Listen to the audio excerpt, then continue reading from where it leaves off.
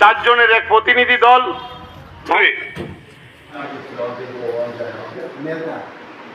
প্রদেশ কংগ্রেস কমিটির উদ্যোগে সারা রাজ্যের প্রত্যেকটা এসডিএমের কাছে গণ ডেপুটেশন 7 দফা দাবি ভিত্তি নিয়ে এই গণ ডেপুটেশন আমরাও তেলিয়ামুড়া সাব ডিভিশনে গণ ডেপুটেশন দিয়েছি 7 দফা দাবি নিয়ে। সারা রাজ্যের সাথে সাথে আমাদের তেলিয়ামুড়া সাব ডিভিশন যেই অবস্থা বলতে সাধারণ কৃষক দলবাজি হচ্ছে, যারা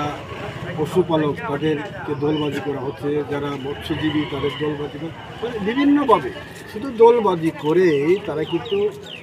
এসডিএম বা বিডিওর মাধ্যমে তারা কিন্তু টাকাটা হাতিয়ে দিচ্ছে। কিন্তু সত্যিকারে আমাদের যারা কংগ্রেস কর্মী, যারা বিরোধী দলে, তাদের কিন্তু লিস্ট আসে নাই। যার কারণে আমরা এসডিএমের সাথে কথা বলেছি এবং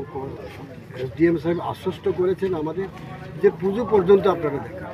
এখন পর্যন্ত মানে কি বলে যে টাকা দেওয়াটা শেষ হয়নি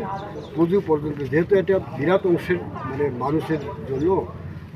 বন্যায় প্লাবিত মানুষ, তো এইখানে অনেক লোক আছে, অনেক লিস্ট আছে। এই লিস্টটা আমরা দিতে গিয়ে আরও একটু সময় নেবে, আর একটু সময় আপনারা অপেক্ষা করুন, এই কথাই বললো এবং আশ্বস্ত করলো যে এরপরে যদি বিরোধী দলের কোনো লোকের মানে টাকা পয়সা নাই, ক্ষতি হয়েছে, তারা কিছু আর্থিক সাহায্য পায় নাই, তাহলে তারা এসডিএম সাহেব বললো আলাদাভাবে একটা অ্যাপ্লিকেশন করার জন্য আমাদের বললো, উনি তখন দেখবেন, এই কথাই বললো। তো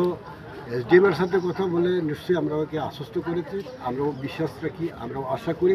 আগামী দিনে দল মত নির্বিশেষে যারা ক্ষতিগ্রস্ত মানুষ,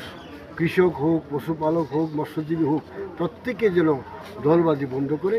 এই সাহায্য, আর্থিক সাহায্য যাতে দেওয়া হয়, এটা আমাদেরকে উনি আশ্বস্ত করেছেন। আরেকটা ব্যাপার হচ্ছে